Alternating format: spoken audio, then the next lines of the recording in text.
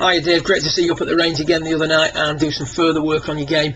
Just a quick recap on the key point that we covered, and it was in relation to the amount of rotation that you have and comparing that to the amount of linear. So it's a balancing effect. Too much linear, we're going to get the club stuck in behind us in a lot of pushes and overdraws. Too much rotation, we're going to get the arms and the club a little bit too much out in front of us, and we're not going to hook it and push it, but we're going to hit a few pulls and squeezy ones, cuts out to the right. So if we take a little look at what was happening at the start of your session, great position at the top, really good. From there, what tends to happen is now there's a little bit too much of a rotation too soon. You can see the hips from P4 to P5. I just run Mike through here on the right.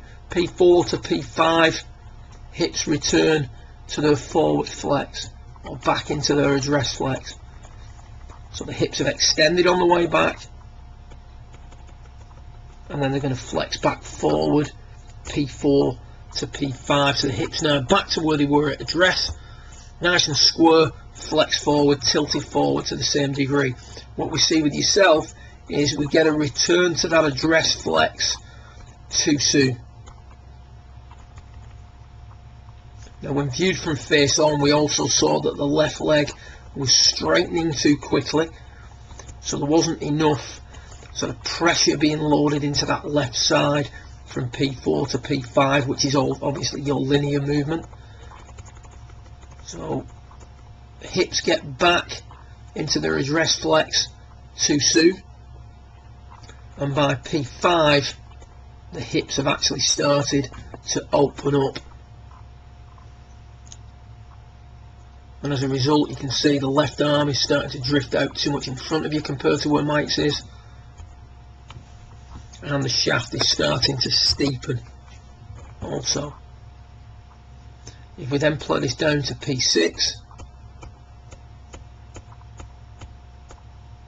now at P6 we would want the hips very fractionally open, and we want the left arm a little bit more underneath us,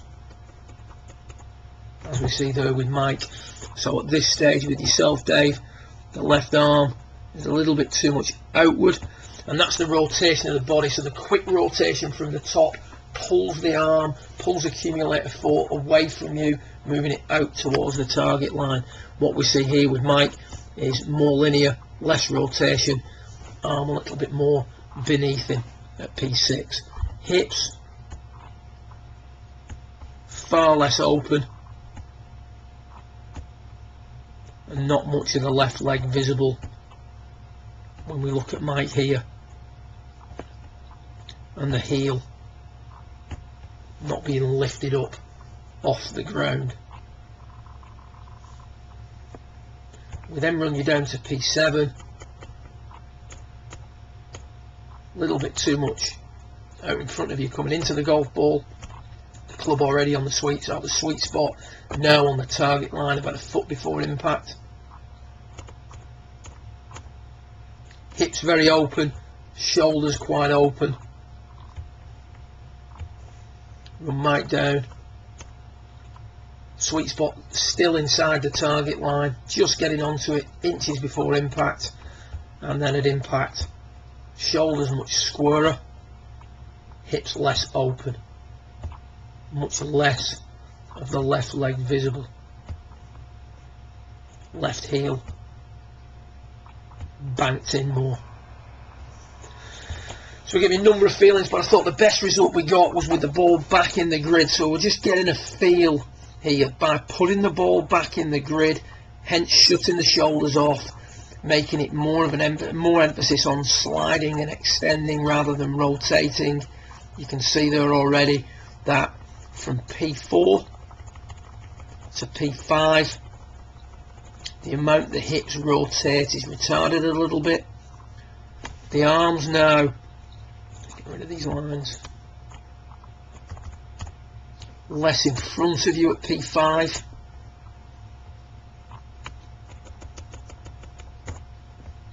The left arm a little bit more beneath you at P6.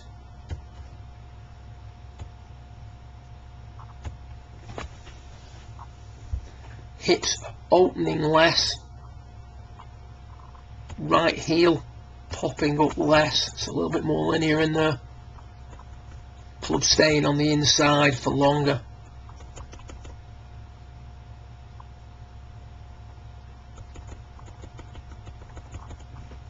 Hitting out at the golf ball for longer.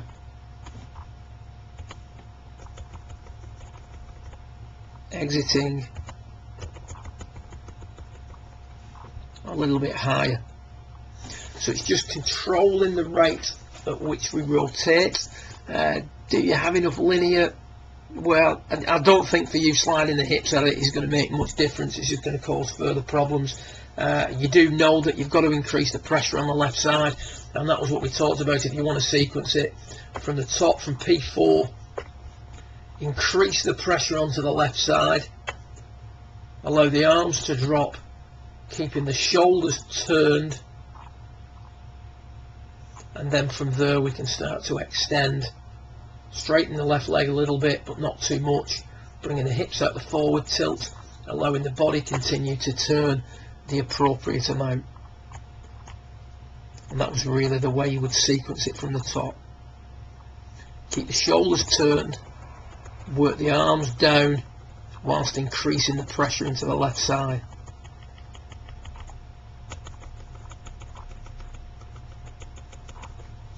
All sequencing, Dave, you've got a lot of good stuff going on in your swing there.